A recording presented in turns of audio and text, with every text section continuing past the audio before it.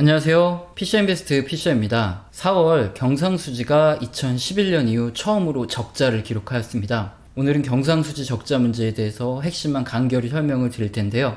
그렇지만 경제 용어나 경제를 잘 모르시는 분들도 시청을 하고 계시기 때문에 누구나 이해하기 쉽게 제가 설명을 드리겠습니다. 경상수지 먼저 뭔지 쉽게 알아볼까요? 한마디로 1년 동안 우리나라가 얼마만큼의 달러를 벌어들였느냐, 이것을 알 수 있는 지표입니다. 예를 들어 우리나라가 거대한 이런 음식점이라고 하면 들어오는 돈을 매출액이라고 부르죠. 이것에서 원재료 비용과 판매, 관리 비용 등을 전부 빼고 실제 벌어들이는 순이익이 얼마인지를 확인할 수 있는 지표가 바로 경상수지라고 보시면 됩니다. 국가의 순이익이 얼마인지를 알 수 있는 것이 바로 경상수지죠. 자, 쉽게 이해가 되셨죠? 경상수지는 이 네 가지 항목을 합산해서 구하는데요. 상품수지, 서비스수지, 본원소득수지, 그리고 경상이전수지입니다. 사실 좀 말만 들어도 짜증이 밀려오시죠? 그래서 쉽고 빠르게 설명드리고 빨리 넘어가도록 하겠습니다. 먼저 우리나라 수출과 수입이 있죠. 수출에서 수입을 빼면 우리나라가 무역으로 얼마의 순이익을 남겼나, 이것을 알 수 있는데 이것을 상품수지라고 부릅니다.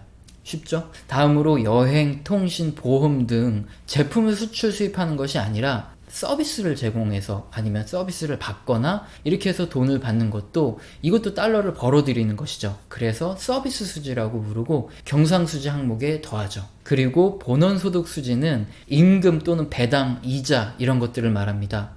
일을 해서 달러를 벌었거나 배당이나 이자를 받는 것도 역시나 달러를 벌어들이는 거죠. 그러므로 경상수지에 포함이 됩니다. 마지막으로 경상이전수지는 그냥 대가 없이 무상으로 나라끼리 아니면 사람끼리 단체끼리 주고받는 돈을 말합니다. 역시 이것도 경상수지 항목입니다. 인강이라고 하죠. 제가 지금 인터넷 강의를 하는 것이 아니기 때문에 이 어려운 내용들은 전부 암기하실 필요도 없고 전부 이해하실 필요조차 없습니다. 제가 설명드릴 부분만 딱 집어서 그것만 지금 설명을 드릴 거고, 그냥 이런 것이 있다 하고 그냥 넘어가시면 됩니다. 그래서 벌써부터 어려울 것 같다고 겁내실 필요는 없습니다. 자, 그럼 경상수지가 적자가 되면 대체 무슨 문제가 생기길래 이렇게 호들갑을 떠는 걸까요? 그림의 붉은색은 경상수지고요. 푸른색은 주식시장입니다. 경상수지가 적자를 보이는 구간에서는 주식시장의 흐름도 좋지 않았다는 것을 알 수 있습니다. 과거 일정 구간에서는 경상수지가 오히려 주식시장을 약간 선행하는 모습까지 보이죠. 이렇게 경상수지와 주식시장이 상당히 밀접하게 연관을 맺고 움직이기 때문에 경상수지가 적자를 보이는 구간에 주식시장이 하락할 수 있기 때문에 이렇게 걱정을 하는 거죠. 그런데 이렇게 경상수지와 주식시장이 연동해서 움직이는 이유는 바로 외인들의 자금 유출입 때문입니다. 외국인 투자자들은 투자를 할 때 환차익을 가장 중요하게 봅니다.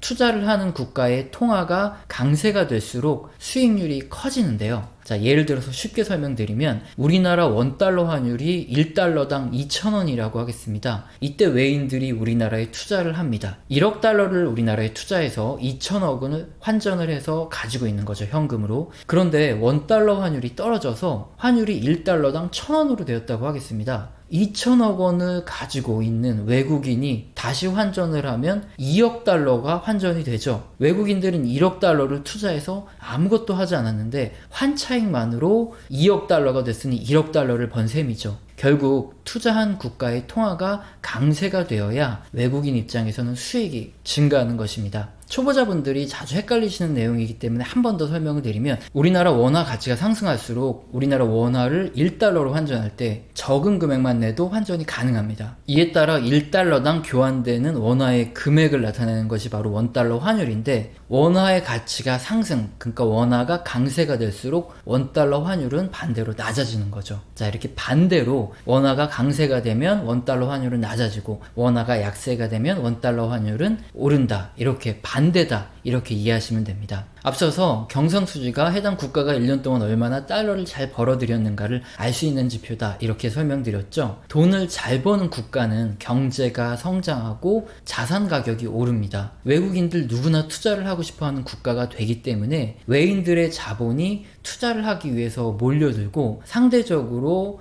해당 국가의 통화는 강세가 되는 거죠. 장사가 잘 되는 가게일수록 권리금이 증가하는 원리와 똑같습니다. 하지만 경상수지가 적자가 되는 반대의 경우는 어떨까요? 경상수지가 적자가 되면 국가를 거대한 음식점으로 비유할 경우 장사가 안 돼서 적자가 나는 경우인데요. 국가 경제가 어려워지고 자산 가격이 떨어집니다. 외인들 또한 해당 국가에 투자를 하였다가 손해를 보거나 원금을 날릴 우려가 있기 때문에 투자금을 회수하기 시작하죠. 이에 따라 경상수지가 적자가 되면 외인 자금이 이탈하면서 해당 국가의 통화 가치도 낮아지고 환율은 반대로 움직이니까 오르겠죠. 이제 이해가 되셨나요? 만약에 우리나라 경상수지가 적자로 전환되면 외인의 자금의 이탈 가능성이 높아지고 이에 따라 주식시장과 채권시장에서 자금이 빠져나가면서 가격이 하락할 가능성이 높아지겠죠. 그래서 2011년 이후 처음으로 나타난 우리나라 4월 경상수지 적자 소식에 주식시장과 채권시장에서 외인들의 자금이 이탈할까봐 이렇게 난리가 난 것입니다. 그럼 4월 우리나라 경상수지 적자가 왜 일어났고 외인들이 정말 이탈할지 우리나라 주식시장에 미칠 영향을 한번 알아보겠습니다. 6월 5일 발표된 4월달 우리나라 경상수지는 왜 적자가 난 것일까요? 경상수지를 구성하는 항목은 상품수지, 서비스수지, 본원소득수지, 경상이전수지가 있다고 앞서 말씀드렸죠. 그런데 여기서 상품수지가 가장 큰 영향을 미치는데요. 자, 우선 우리나라 수출입을 알 수 있는 이 상품수지가 하락한 것이 가장 큰 역할을 했습니다. 상품수지 하락의 첫 번째 이유는 미중 무역 분쟁 영향으로 전체적인 수출이 감소한 것이 첫 번째 원인입니다. 두 번째로 반도체 가격이 하락한 것 또한 큰 영향을 미쳤는데요. 우리나라 주요 수출액을 보시면 1위가 반도체입니다. 수출액은 단가 그리고 물량으로 계산되죠. 그런데 그림과 같이 지금 D램, 낸드 플래시 등 반도체 가격이 하락을 하고 있습니다. 반도체 가격 하락은 수요가 감소할 경우에 나타나기 때문에 반도체 가격 하락과 수출액 감소는 일반적으로 함께 나타납니다. 반도체 가격이 회복해야 수출액이 다시 증가하는데 반도체 가격 예측은 쉽지 않죠. 자, 세 번째, 배당액 지급에 따른 본원수지 감소입니다. 그림을 보시면 매년 3월과 4월은 경상수지의 구성 항목 중 녹색으로 보여지는 본원소득 수지가 크게 하락하는 것을 볼 수 있습니다. 바로 기업의 배당금이 해외로 유출되기 때문인데요. 3월과 4월은 기업의 배당금이 입금되는 시기이고요. 우리나라 주식시장의 35% 이상을 차지하는 외국인들도 배당을 받습니다. 그리고 그 배당 금액은 본국으로 가져가는데요. 이에 따라 본원소득 수지가 매년 3, 4월마다 하락을 합니다. 그리고 이것이 경상수지에 영향을 주어서 매년 3, 4월은 일시적으로 경상수지가 하락하는 달입니다. 결론적으로 이번 4월 우리나라 경상수지가 적자로 전환된 원인은 미중 무역 분쟁의 원인으로 인한 전체적인 수출액 감소와 반도체 가격 하락에 따른 상품 수지의 감소, 그리고 배당금 지급에 따른 본원 소득 수지의 감소가 가장 큰 원인이라고 하겠습니다. 하지만 매년 5월부터는 배당금 유출이 없어서 본원 수지가 다시 회복이 됩니다. 또한 우리나라 수출액이 최근 하락하는 흐름은 나타나지만 역사적으로 해당 금액이 경상수지를 적자로 만들 정도로 현격히 감소하지 않았습니다. 이에 따라 5월 우리나라 경상수지는 다시 흑자로 전환될 가능성이 높고요. 다만 수출이 증가해서 경상수지 흑자가 전환되는 것이 아닌 본원소득수지, 한마디로 배당이 끝나서 경상수지가 흑자 전환되는 것이므로 호재라고만은 볼 수 없는 게 아쉽습니다. 그렇다면 경상수지의 적자 영향으로 이번에 외인들이 빠져나가고 우리나라 주식시장이 하락하는 것은 아닌지 여부에 대한 예측이 가능해졌죠. 결론부터 말씀드리면 이번 4월 경상수지 적자 전환의 영향은 크지 않을 것으로 보입니다. 앞서 살펴본 대로 우리나라 4월 경상수지 적자의 원인이 배당금을 본국으로 송환함에 따른 본원수지 적자가 원인이기 때문에 이것은 우리뿐만 아니라 외국인 투자자들도 모두 알고 있는 사실입니다. 또한 수출에서 수입을 빼서 계산되는 상품 수지가 하락한 원인도 반도체 및 전반적인 수출 감소가 원인이기도 하였지만 여기에 수입 항목 중에서 유가가 상승해서 수입이 증가한 것이 또 한몫을 하였다는 것도 외국인들 모두가 알고 있는 사실이거든요. 그리고 우리나라 정부가 혹시라도 내수부양책으로 수입을 증가시키더라도